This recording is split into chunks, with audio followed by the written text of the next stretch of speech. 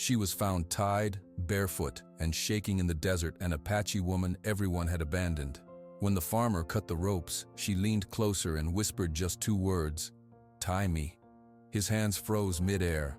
The men around him stopped breathing because he suddenly understood who she really was. Subscribe to the channel, leave your like, and comment where in the world you're watching from, because now I'm going to tell you everything. The sun was a white hammer in the sky. John, don't. John Carter heard his friend Ben's voice, but his hands were already moving. The woman was tied to the dead Palo Verde tree, her arms pulled back around the rough trunk. Her feet were bare and dark with dried blood. "It's a trick, I'm telling you," Mike said. His horse shifted nervously. "No one just finds someone out here." John didn't answer. He saw the raw marks on her wrists. He saw the quiet in her eyes. She watched him, not with fear, but with a deep, waiting look. He took out his pocket knife. The blade sawed through the thick rope. The ropes fell away. The woman swayed but stayed on her feet. She brought her arms slowly in front of her, rubbing her wrists. She looked at John, then at Ben and Mike on their horses. The desert wind blew hot and dry. Then she did a strange thing. She held out the cut pieces of rope to John. Her voice was a low whisper, like stone rubbing on stone. "Tie me." John froze. The rope felt rough in his hand. "What?" "Tie me back to the tree," the woman said. Her dark eyes were fixed on his. Ben made a nervous sound. "See, I told you, crazy. Let's go, John." Mike's hand went to the rifle on his saddle. "This is bad. This is all wrong." John looked at the rope. He looked at the woman's bloody feet. He looked into her calm, tired face. A test. This was a test. He dropped the rope in the dust. "No," John said. His own voice was simple and flat. "No one will tie you here." For a moment, nothing moved. Then the woman's shoulders relaxed. A small, sad smile touched her mouth. She gave a slow nod. "Good," she whispered. "What's your name?" John asked. "I am called Elan." "I'm John Carter. This is Ben Miller and Mike Torres. Our farms are that way." He pointed east. "Can you walk?" "My feet will walk," Elan said. Ben got down from his horse. He was a big man with a kind face. He took his water canteen and offered it to her. "Here, you must be thirsty." Elan took the canteen and drank a little. "Thank you." She looked at Mike, who was still on his horse, watching her with narrow eyes. "Who did this to you?" John asked. "Bad men," Elan said. She handed the canteen back to Ben. "They are hunters. They look for something that is not theirs. They attacked my small group many miles from here. They thought one of us had a map, a stone map. I let them take me. I needed to see who would find me." Mike laughed, but it was a scared sound. "You let them? Why?" "To find a person with a clean heart in this stolen land," Elan said, looking right at John. "A person who would see a person tied up and would cut the rope, not ask questions first. You are that person." John felt a cold feeling in his stomach, even in the heat. "Where are these men now?" "They are coming," Elan said. "They follow my trail. They are led by a man from Phoenix, a rich man. His name is Silas Rourke." Silas Rourke. Ben's eyes went wide. "The mining guy? I read about him in the paper. He's big trouble, John." "Why does he want you?" John asked. "He is a sick man," Elan said. "He is dying. He learned of a place, a sacred spring. Its waters have great power for healing. The stone map showed the way, but the map is gone now. The knowledge is here." She touched her forehead. "I carry it. He knows this. He will burn every farm between here and the mountains to find me. He will take the water. He will sell it. He will break the balance of the land." Mike pushed his hat back. "This is Apache stuff. This is not our business. We need to call the sheriff." "The sheriff will not come," Elan said softly. "The man Rourke has lawyers. He has power. The law is a line in the sand for him. He steps over it."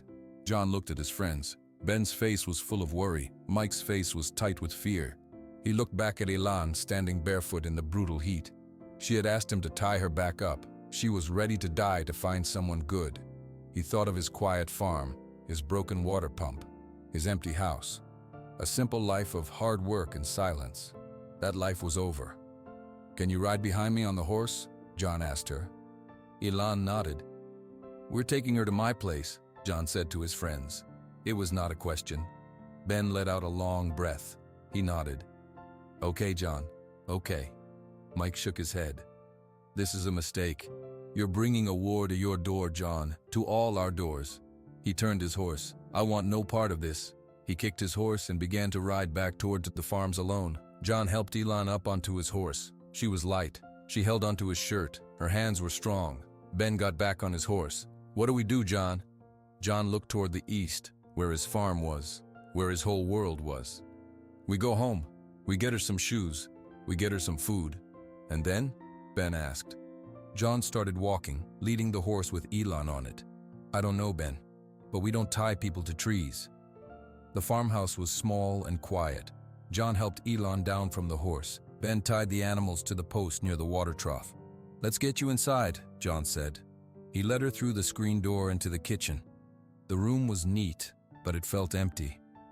Elon's eyes moved over everything, the table with one chair pushed in, the old coffee pot, the photograph of a smiling woman on the windowsill. Sit here, John said, pulling out the chair. He went to the sink and ran a clean cloth under cool water. He came back and knelt down. Your feet. Elon watched him as he gently wiped the dirt and dried blood from her feet. His hands were rough from work, but his touch was careful. Ben stood in the doorway, mopping his bald head with a handkerchief. I have some boots in the barn, John said. They might be big, but they're better than nothing. Thank you, Elon said. Ben cleared his throat. So, those men, the Rourke men, when do you think they'll come? They will come when they are sure, Elon said. They have many cars. They have machines that see from the sky. They are not careful. They are loud. We will hear them. John finished with her feet. He stood up. You said the spring heals. Why is that a bad thing if a sick man wants it? Elon looked at him. A man who is sick and scared wants a cure. That I understand. But Silas Rourke does not want to be healed. He wants to own the healing. He would put a fence around the spring. He would put the water in bottles. He would sell it for more money than you have ever seen. The spring is not for that. It is for balance. When the land is sick, the spring helps the land. When the people are in harmony, the spring helps the people.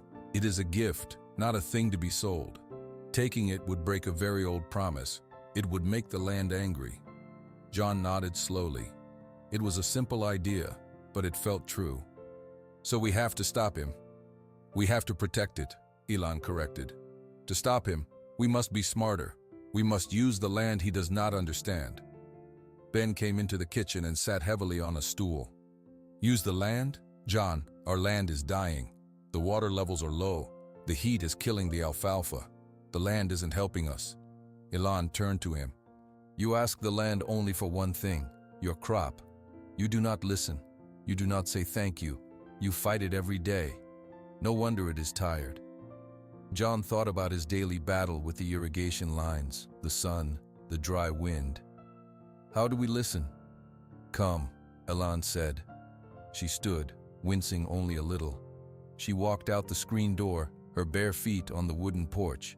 John and Ben followed. She pointed to a small, dusty bush with yellow flowers near the house. See this plant?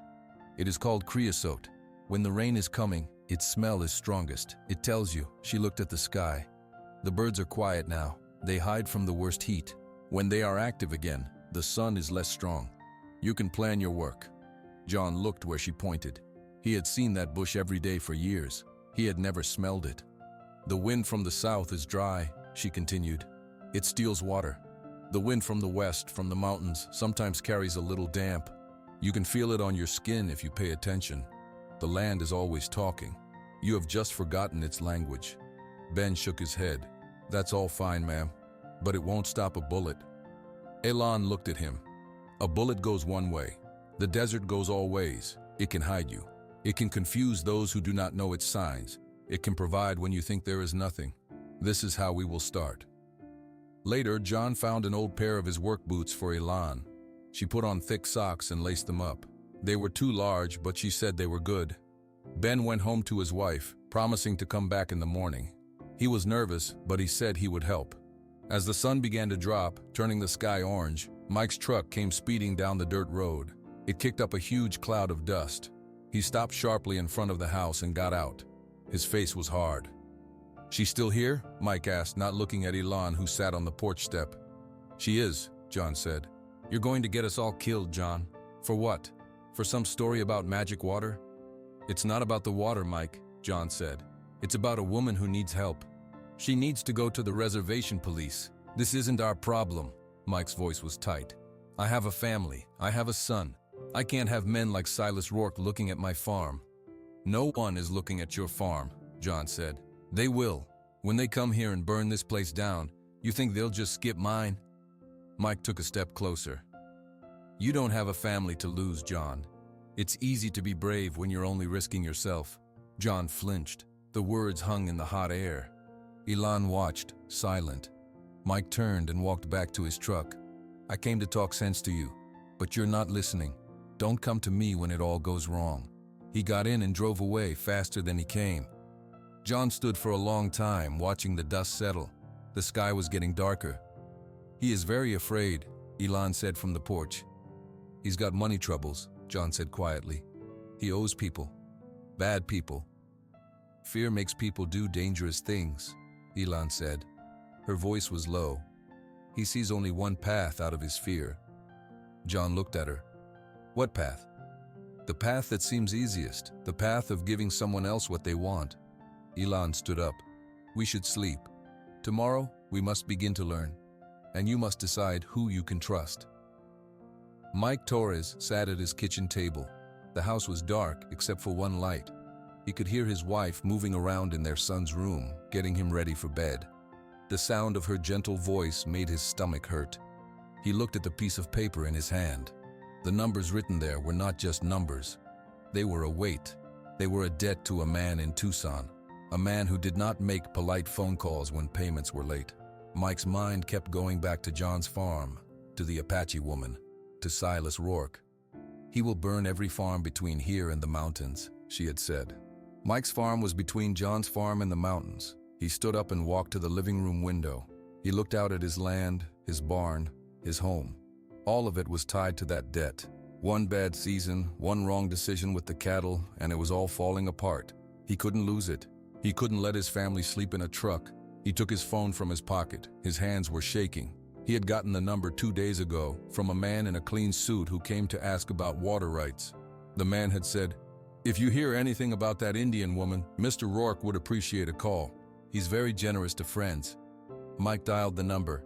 It rang 2 times. A man's voice answered. "Yes? Is this Mr. Rourke's man?" Mike asked, his voice too quiet. "Who is this?" "Mike Torres. I'm a neighbor. To John Carter." Mike swallowed. "You were looking for information." The voice on the phone became alert. "Go on." "The Apache woman. She's at the Carter farm. She's been there since this afternoon." The words felt like poison coming out.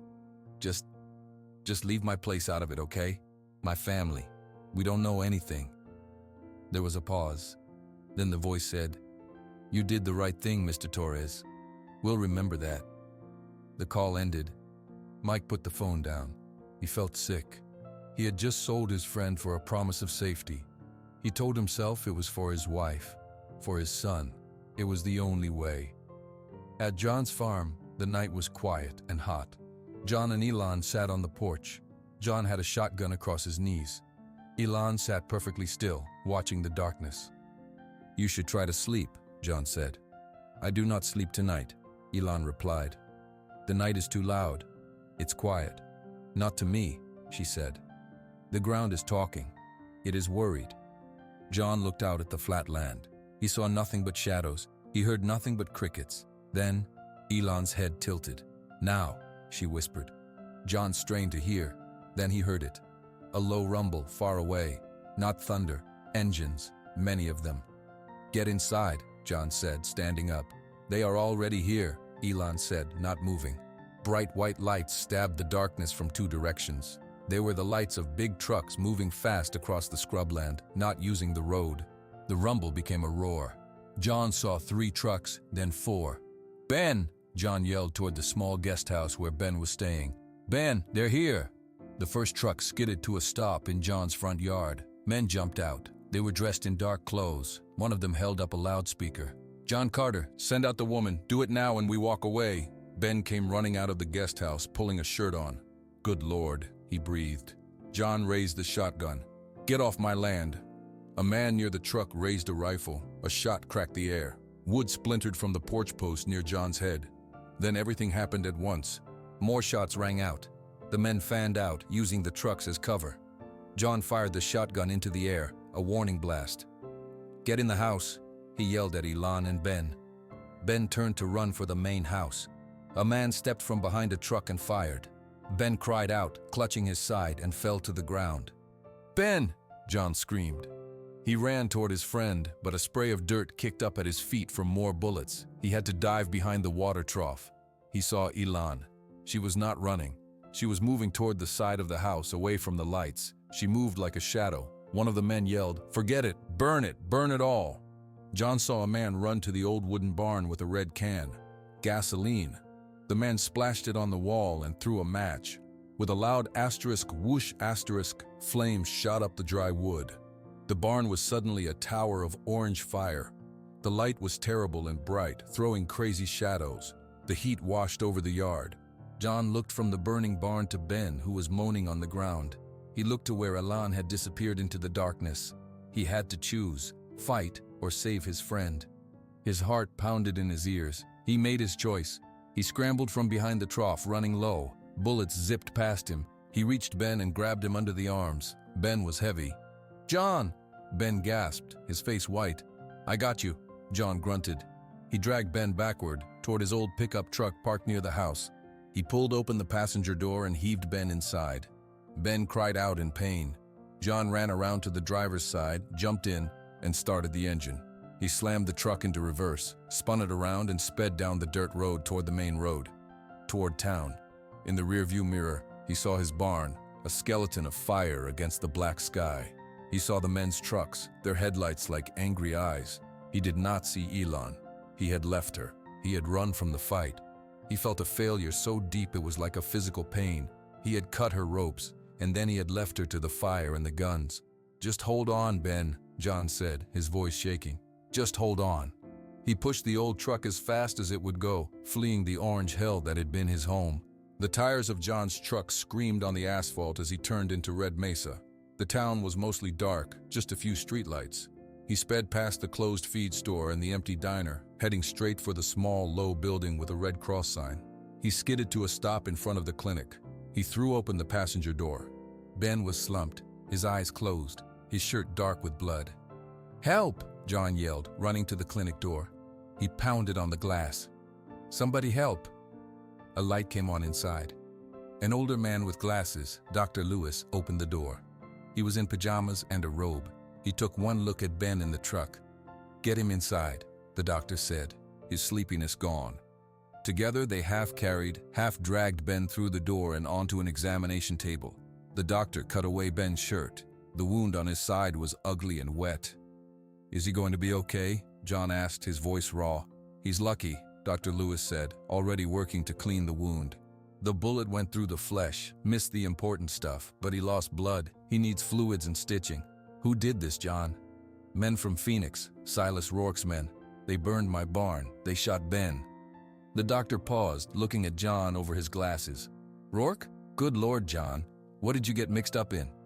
"I tried to help someone," John said. The words felt hollow. He watched as the doctor worked. After a long time, Ben's breathing seemed easier. The doctor gave him something for the pain. Ben's eyes fluttered open. "John," Ben whispered. "I'm right here, Ben. Tell Sarah. Tell her I didn't talk the guy to death. For once." Ben managed a weak smile before his eyes closed again, this time in sleep. "He'll sleep now," Dr. Lewis said. "He needs rest. A lot of it." John nodded. A cold anger was filling the hollow space inside him. "Stay with him, Doc. I'll be back." He left the clinic and got in his truck. He drove 2 blocks to the sheriff's office. A single light was on inside. Sheriff Elijah Hayes was sitting at his desk, writing in a logbook. He looked up as John walked in. John knew he looked terrible, covered in dust and soot, his eyes wild. "John Carter," Sheriff Hayes said, putting down his pen. "It's the middle of the night. They attacked my farm, Sheriff. Silas Rourke's men. They shot Ben Miller. They burned my barn to the ground." Sheriff Hayes leaned back in his chair. It creaked. He was a big man with a tired face. "Sit down, John." "I don't want to sit down. I want you to go out there and arrest them." "Did you see them? Can you name any of them?" "It was dark. There were 4 trucks, maybe more. They had rifles. They used a loudspeaker. They asked for a woman." Sheriff Hayes rubbed his mustache. "What woman?" John stopped. He knew he had to say it. "An Apache woman. Her name is Elan. She was staying with me. Rourke wants her. She says he wants to find some sacred spring on her people's land for the water." The sheriff let out a long, slow sigh. He looked older. "John, son, listen to me. My jurisdiction stops where the dirt gets too holy. This is between her tribe and a rich man with better lawyers than I have bullets. They shot Ben. They burned my property. That's your jurisdiction. Is Ben dead?" "No, but did you see who lit the match? Can you prove Rourke gave the order from Phoenix?" The sheriff shook his head. "I can file a report. I can call the county. But by the time anyone moves, Rourke's lawyers will have a stack of papers saying his men were nowhere near your farm. They'll say it was a tribal dispute. They'll say you got in the middle. They might even sue you. This is not a fight I can win for you." John felt the last of his hope drain away. "So that's it? You do nothing?" "I'm doing something. I'm telling you to be smart. Take your friend home when he can walk. Forget about this woman. Let her people handle it." "She has no people here," John said, his voice quiet now. "They were attacked. She's alone." He thought of Elan, out there in the dark with the burning barn. He had left her alone. Sheriff Hayes stood up. "I'm sorry, John. Truly I am. But poking a bear like Rourke only gets you eaten, and it gets folks like me retired early. Now go see to your friend." John turned and walked out of the office. The night air was still warm. He felt completely alone. The law would not help. His farm was burned. Ben was shot. Mike had abandoned him. And Elan, he had failed her. He leaned against his truck, his head in his hands. A soft sound made him look up. Elan stood under the streetlight across the road. She was still wearing his big boots. Her face was smudged with ash, but her eyes were calm. She was alive. John stared, unable to speak. She walked across the empty street and stopped in front of him. "Ben?" she asked. "The doctor says he will be okay," John said. The words tumbled out. "Elan, I'm sorry. I left you. I had to get Ben to safety, but I left you." Elan looked at him. "You made a choice. You saved your friend. That is not a weak choice. That is a strong choice. It is a human choice." She paused. "I followed your truck. I ran across the desert. It is not hard if you know how to listen to the night." "The sheriff won't help," John said, the bitterness returning. "He's scared of Rourke." "I told you he would be," Elan said. She looked toward the dark mountains to the north. "We cannot hide anymore. We cannot just wait for them to come again. Ben is safe here now. We must do the only thing left." "What's that?" "We must find the spring before Silas Rourke does," Elan said. "It is the only way to protect it. We must go into the desert. Now." "Do you have water?" Elan asked. She stood by John's truck, looking up at the dark sky. "Some," John said. "In the back, a few cans. My emergency supply." "Get it. We will need more. We need food that will not spoil. Salt, first aid things."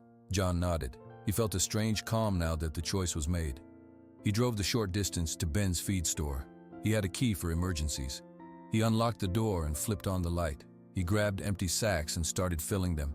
Cans of beans, packets of nuts, a bag of rice, a box of salt. He took bandages and tape from the small first aid shelf. He loaded everything into the truck bed next to the plastic water cans. Elan was waiting outside. "We cannot go to your farm."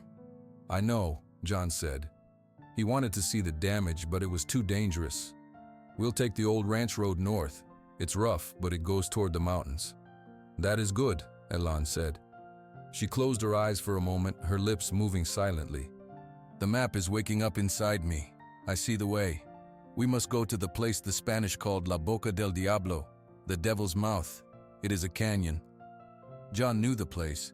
It was a deep cut in the earth, famous for flash floods. "That's a full day's drive from here, even on good roads."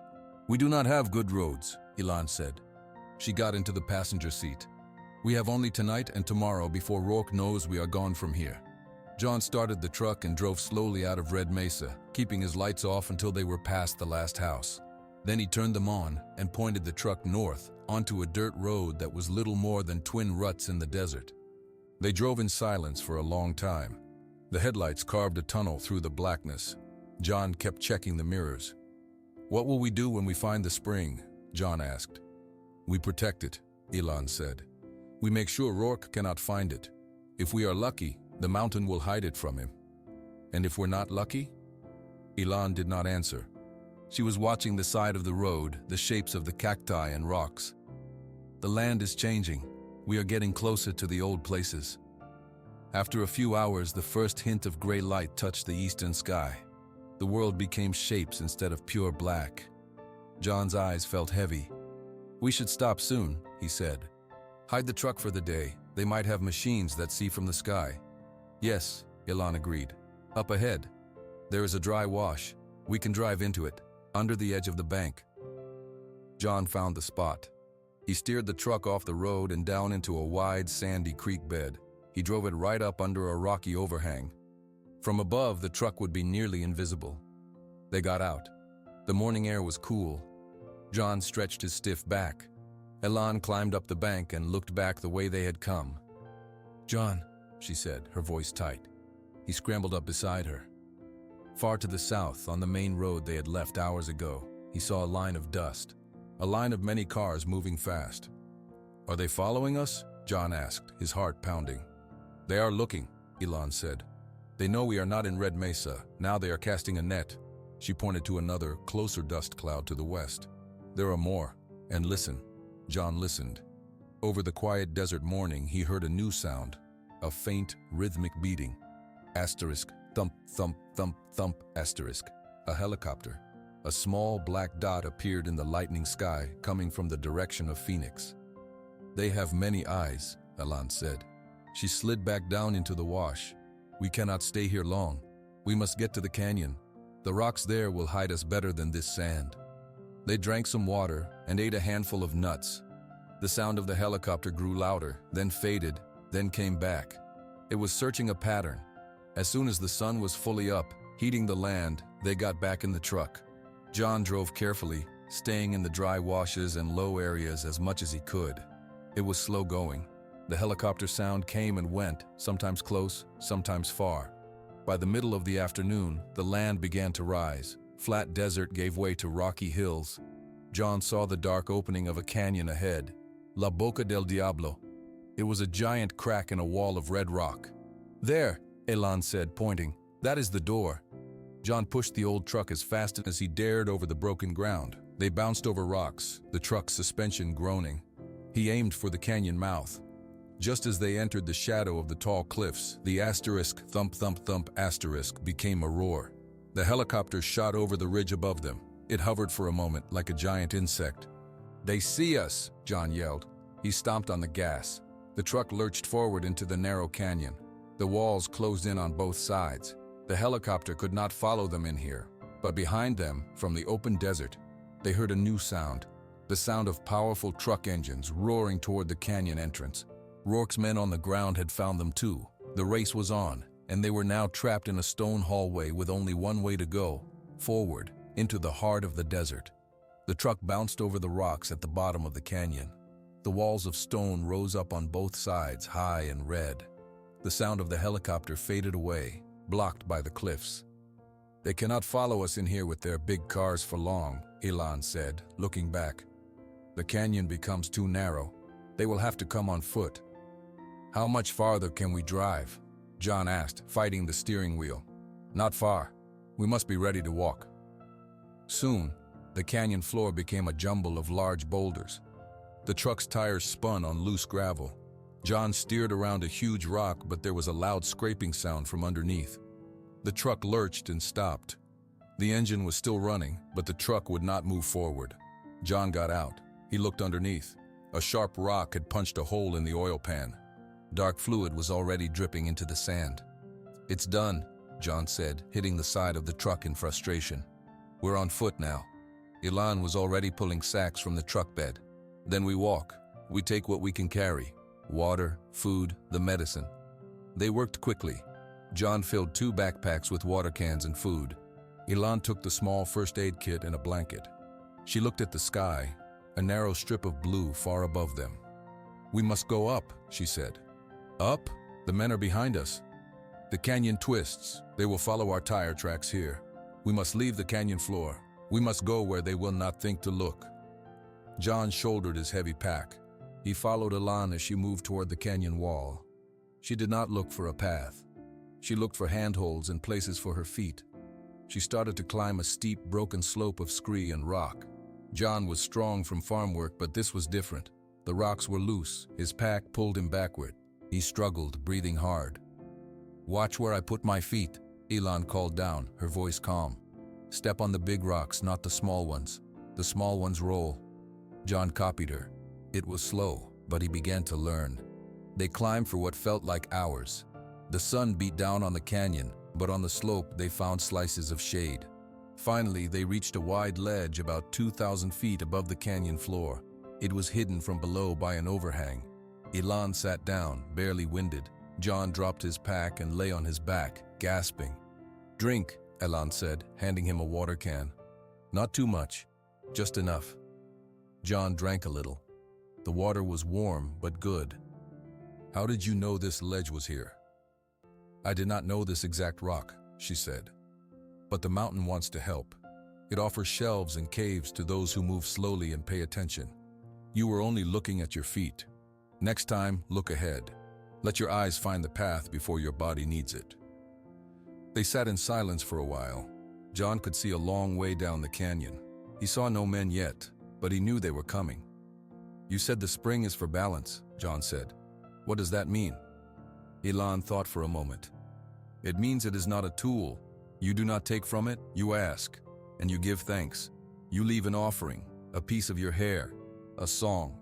It is a relationship. Silas Rourke sees only a thing to take. That is why the land will fight him. It is like a person. If you try to steal its heart, it will defend itself." John looked at his rough hands. "I've spent my whole life taking from the land, my crops, my water." "But you also give back," Ilan said. "You care for your fields. You worry about the water. You feel sadness when the land is dry. That is different. Rourke feels no sadness. He only feels want." John was quiet. He thought of his wife, Claire. He had not spoken of her in a long time. "My wife. She loved the desert sunsets. She said the colors here were like nowhere else. She was the one who wanted the farm." "What happened to her?" Ilan asked softly. "A car accident, 5 years ago, on the road to Flagstaff." The words still felt strange in his mouth. "After that, the farm was just a job, a thing to keep my hands busy." "You keep her memory alive on the land," Ilan said. "That is also a form of thanks." From far below, a faint sound echoed up the canyon. A voice, then another. The men had reached the broken truck. John and Ilan froze, pressing themselves against the rock. They peered over the edge. 4 men stood around John's truck. One of them kicked the flat tire. Their voices were angry echoes. "They're on foot now too," one man yelled. "Spread out. Check the canyon walls." One of the men looked up, right toward their ledge. John held his breath, but the man's eyes passed over them. He saw only rock. "They will search the floor first," Ilan whispered. "It is what people do. They look straight ahead. We rest here until dark, then we move again. The night will be our friend." She opened a sack and handed John some dried fruit and a piece of hard bread. They ate in silence, listening to the sounds of their hunters below. The desert was no longer just a place. It was a teacher, a hiding place, and the only thing standing between them and the men who wanted what they carried. The shadows in the canyon grew long and then melted into darkness. John and Ilan sat motionless on the ledge. The voices of the men below had moved off, farther down the canyon floor. "They are going the wrong way," Ilan whispered. "For now." "We should go," John said, his legs stiff. "Not yet. They will stop soon too. They will make a camp. When they are settled, we will move. The sound of our steps will be hidden by their own noises." They waited in the cool dark. John could see the pinprick lights of stars above the canyon rim. Finally, a flickering orange light appeared far down the canyon. A campfire. "Now," Ilan said. They climbed down from the ledge, which was harder in the dark. John followed the sound of Ilan's breathing and the scuff of her boots on rock. They reached the canyon floor and moved quickly and quietly away from the firelight. Ilan led them up a side canyon, so narrow John could touch both walls with his hands. They walked for hours. Just as the sky began to lighten again, Ilan stopped. They were in a small circular area with high walls. In one wall was a dark opening. "A cave," she said. "We rest here. We cannot walk in the day. They will see us." The cave was shallow but hidden by a large boulder. They slipped inside. It was dry and smelled of dust. They drank a little water and ate some nuts. "They will find our tracks," John said. "They'll follow us up here." "Yes," Ilan said. She was looking at the top of the canyon walls above the cave entrance. "So we will give them something else to find." "What do you mean?" "The mountain is old. It is loose in places. We can ask it to fall." John stared at her. "'Cause a rock slide?" Ilan nodded. "A small one, not to hurt them, to block the path, to slow them down and make them careful." She stood up. "I need your help. There is a large rock up there. It is balanced on other stones. We must move just one stone." They climbed carefully to the top of the canyon wall near the cave. Ilan pointed. A boulder the size of a refrigerator sat on a slope, held in place by 3 smaller rocks. "That one," she said, pointing to a flat stone underneath. "We push it out.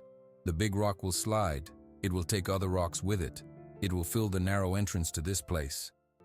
John put his shoulder against the flat stone. Ilan did the same. They pushed. The stone did not move. They pushed again, their feet slipping in the gravel. With a grinding sound, the stone shifted. Then it tipped and rolled away down the slope. For a second, nothing happened. Then the large boulder groaned. It tilted, then started to slide. It gained speed, crashing into other rocks. The sound was a loud, roaring crack that echoed off the walls. A cloud of dust boiled up from the canyon floor below. The rocks fell right across the narrow path they had used to enter the small circular area. The echo faded. The dust settled. The path was now blocked by a pile of rubble twice as tall as a man. "That will slow them," Ilan said, breathing hard. They climbed back down to the cave. They were both exhausted. John's arms shook from the effort. They drank more water and tried to sleep. John must have closed his eyes because a sound woke him, a sound that was not the wind. It was the crunch of a boot on gravel, right outside the cave. He froze. Ilan's eyes were already open, wide in the dim light. A man's shadow fell across the cave entrance. "Well, look what we got here," a voice said. A man stepped into view. He was big, with a rifle in his hands. He was not one of the men from the campfire. He must have been a scout, walking ahead. He grinned. "The boss is gonna be real happy. Come on out, nice and slow." John's heart hammered against his ribs. He had no weapon. The man's rifle was pointed at them. "I said come out," the man barked. John stood up slowly, his hands in the air. Ilan stood beside him. They walked out of the cave into the morning sun. The man looked them up and down. "Turn around. Put your hands on the rock wall." John's mind raced. If they turned around, it was over. Rourke would have them. He glanced at Ilan. She gave a tiny, almost invisible nod. As the man stepped closer to pat them down, John moved. It was not a thought. It was pure reaction. He dropped his raised arms and spun, driving his shoulder into the man's chest. The man was strong, but he was surprised. He stumbled back, and the rifle swung away. John grabbed for the gun. They fell to the ground, wrestling in the dust. The man was on top, his hands going for John's throat. John could not breathe. He clawed at the man's face. Then the man went stiff. His eyes rolled back. He slumped to the side. Ilan stood behind him, holding a rock the size of her hand. She dropped it. John gasped, pushing the unconscious man off him. He stood up, his whole body trembling. "Is he dead?" John asked, his voice choked. Ilan put 2 fingers on the man's neck. "No, he will sleep for a long time." She quickly took the man's rifle, his canteen, and a radio from his belt. She threw the radio onto the rocks and smashed it with another stone. "We have to go," she said. "The sound of the fight, the rock slide. Others will come." John picked up the man's canteen. It was full. It felt heavy and precious. They left the man lying there and ran, not back down the blocked path, but up and over the far side of the circular area into a new, even narrower crack in the earth, leaving the cave and the trapped canyon behind. The crack in the earth led them upward. It was not a path made by people. It was a split in the rock, made by water or time. They climbed for hours, using their hands as much as their feet. John's muscles burned. The rifle they had taken was heavy on his back. Elan never hesitated. She would stop, close her eyes, and then point. "This way," she would say. The map was in her mind. The air grew cooler. The high walls of the crack began to open. Light poured in from above. John saw a patch of blue sky. "We are here," Elan said, her voice full of a feeling John had not heard before. It was like relief, but deeper. They pushed through a last narrow opening, brushed past a curtain of hanging green vines, and stepped out. John stopped breathing. They stood in a hidden valley. It was a wide bowl of green grass and wildflowers, surrounded on all sides by sheer red cliffs. In the very center was a pool of water. It was so clear John could see the smooth stones at the bottom. The water was a deep, calm blue. A small stream trickled from the pool and disappeared into the rocks. The air smelled sweet and clean. It was the most peaceful place John had ever seen. "The heart of the mountain," Elan whispered. She walked toward the water slowly, as if in a dream. She knelt at the edge of the pool and placed her hands on the ground. She spoke softly in a language John did not know. John followed her. He felt he should be quiet. He drank in the sight of the green after so much red rock and dust. He felt the peace sink into his bones. "It is real," he said. "It has always been real," Elan said. She dipped her hand in the water and brought it to her lips. She closed her eyes. When she opened them, they were bright. The water remembers. It remembers the first rain. It remembers every footstep that has ever come here with respect. John bent down and drank from his cupped hands. The water was cold and sweet. It tasted pure, like nothing else. A sharp sound broke the silence. Asterisk clap, clap, clap. The sound of slow, mocking applause echoed off the stone walls. John and Elan spun around. From the far side of the valley, from another wider crack in the cliff, men walked out. 6 of them. They carried rifles. In the middle of them was a man who was not like the others. He was thin, and his skin had a gray look. He leaned on a walking stick. He wore a fine jacket, but it hung loose on his frame. This was Silas Rourke. He smiled, but it was not a kind smile. It was the smile of a man who has won. "Elan of the Sunrise People," Rourke said. His voice was dry and cracked. "And John Carter, the Good Samaritan, you led us on quite a chase." John stepped in front of Elan. His heart was a drum in his chest. "How?" John asked. "The man you left in the canyon. He woke up. He had a backup radio. He called in your direction." Rourke took a painful step forward. "And this valley? It is on very old survey maps. I just needed to know which canyon wall hid the door. You showed me." Elan stood tall.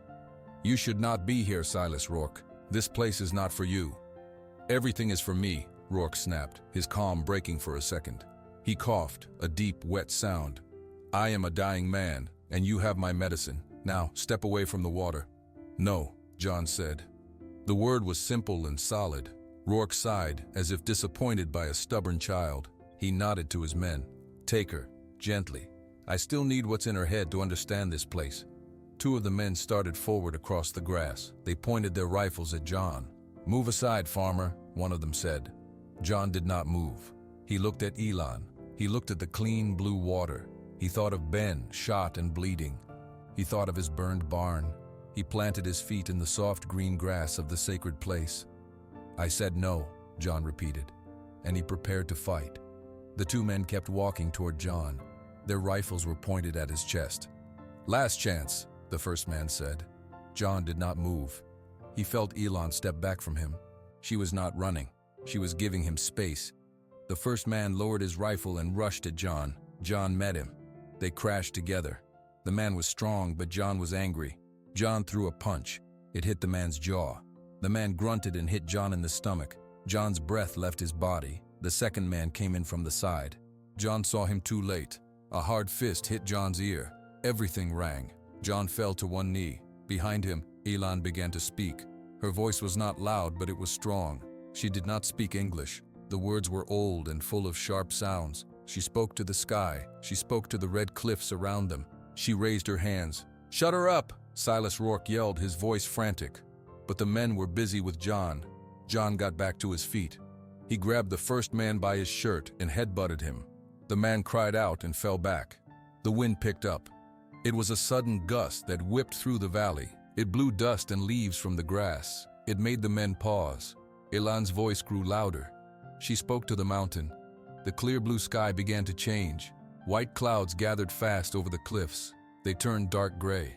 They rolled across the opening of the valley like a blanket. "What is she doing?" one of the other men said, looking up, his rifle wavering. "It's a trick," Rourke screamed. He was coughing again. He pointed a shaking finger at Elan. "Stop her!" The man John had headbutted got up. He and the other man both came at John again. John was tired. He blocked one punch, but took another to the ribs. He fought back, but it was 2 against 1. The wind blew harder now. It was a cold wind. The dark clouds covered the whole sky. The valley became shadowy. Rourke stared at the sky, then at the spring. His face twisted with anger and fear. He pulled a small, shiny pistol from inside his jacket. He did not point it at John or Elan. He pointed it at the clear blue water of the sacred spring. "If I cannot have it," Rourke shouted, his voice breaking, "then no one can." John saw the gun. He saw Rourke's finger tense on the trigger. Without thinking, John shoved the 2 men away from him and ran. He ran straight at Silas Rourke. Rourke saw him coming. He turned the gun from the water toward John. Elan's voice rose to a shout, one final word to the sky. John dove at Rourke just as the gun fired. The sound was loud and wrong in the peaceful valley. John crashed into Rourke. They both fell to the grass. The gun flew from Rourke's hand. At that same moment, a huge sound cracked the sky open. It was thunder, so loud it shook the ground under them. Then another crack. Then the rain came. It did not start as a drizzle. It was a sudden heavy downpour. Cold, hard rain fell in sheets. It soaked John and Rourke in seconds. It drenched the men standing frozen. It fell on Elan, who stood with her face to the sky, letting it wash over her. The valley, so quiet and dry a minute before, was now filled with the roar of wind and water. John got to his knees, the rain stinging his face. Rourke lay on the grass, gasping, his fine jacket soaked through and covered in mud. He looked up at the black sky, his eyes wide with terror. The men with rifles looked at each other. They looked at the impossible storm. They looked at their boss lying in the mud. One of them turned and ran back toward the crack in the cliff, then another. The fight was gone from them. The rain fell so hard it was difficult to see. John got to his feet. Silas Rourke scrambled in the mud, trying to find his pistol. The few men who had not run were helping each other back toward the cliff and opening. "The water!" Rourke shrieked, his hand closing on the gun. "The spring!" But the desert was answering Elan's call. The dry ground of the high valley could not drink the water fast enough. John heard a new sound, a growing roar from the narrow crack where Rourke and his men had entered. A wall of brown water, a flash flood, burst into the far end of the valley. It was not a deep lake, but it was a powerful rushing wave. It swept across the grass, straight toward Rourke and his men. "Boss!" a man yelled. The flood washed around the edges of the sacred pool but did not touch the clear blue water. It was as if the spring was protected by an invisible wall. The water pushed into Rourke and his men, knocking them off their feet. It carried them, stumbling and shouting, back the way they had come, back into the dark crack in the cliff. Their cries were swallowed by the sound of the water. John stood with Elan near the spring on the small dry hill where the water pooled. They watched as the flood filled the valley floor for a few minutes, then quickly drained away, leaving the grass wet and clean. The rain slowed. Then it stopped. The dark clouds began to break apart. Sunlight came back, sparkling on the wet grass and the undisturbed spring. Silence returned to the valley. Elan let out a long breath. She walked to the edge of the spring and knelt again. She touched the water. "It is safe," she said. "They are gone." "Will they come back?" John asked. His body ached from the fight. The rain had washed the blood from a cut on his cheek. "Rourke is a sick man who just faced the mountain's anger," Elan said. "His men are scared. They will not come back today. Maybe not for a long time, but the secret is no longer a secret. Others like him will look." She looked at the water, then at John. Her face was serious. The spring must sleep now. For many, many years, it must hide until the world is ready for its gift again. I must change it. Change it how? I must ask it to rest, to become just water for a while. Beautiful, clean water, but without the power that makes men like Rourke hungry. She took a small leather pouch from her belt. She sprinkled a pinch of crushed herbs onto the surface of the spring. She sang a few soft words. The herbs swirled on the water and then sank. "It is done," she said. "The heart of the mountain sleeps. It is still a sacred place. It is still a place of balance. But it will not call to the greedy anymore." John nodded. He understood. "What do we do now?" "We go home," Elon said. The journey back took 2 days. They were tired but unafraid. They saw no sign of Rourke or his men. When they walked into Red Mesa, it felt like walking into a different world. They went to the clinic. Ben was sitting up in bed talking to his wife Sarah. His face was pale, but he grinned when he saw them. "You're a sight," Ben said. "Both of you." "Are you okay?" John asked. "Sore. But the doc says I'll be bitching about the weather in no time." Ben's smile faded. "Mike's gone," John. "Packed up his family and left in the night. No one knows where they went." John felt a pang of sadness, but not surprise. Mike had chosen his path. Sheriff Hayes was waiting for them outside the clinic. He took off his hat and held it in his hands. "John, Elon." He looked at the ground for a moment. A state police patrol found some men wandering out near the Diablo Canyon. They were wet and talking about a flood in the desert. They mentioned Rourke's name. "I made some calls to Phoenix." He looked up. "I was wrong before, trying to keep my head down. It wasn't right. I can't touch Rourke in his office, but if he or any of his men set foot in Gila County again, I'll be waiting. It's a promise." John just nodded. It was enough. They drove out to John's farm.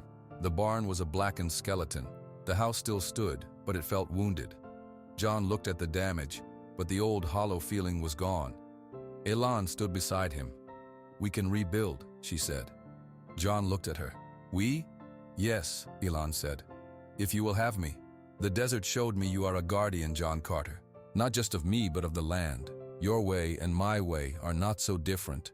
We can build a new way here, together." John thought of Claire. He thought of the quiet, lonely years. He looked at the strong, calm woman beside him. He looked at the land, scarred but alive. "Yes," he said. It was a simple word, full of a future. Together. They stood there as the sun began to set, painting the sky in colors Claire had loved, ready to begin again.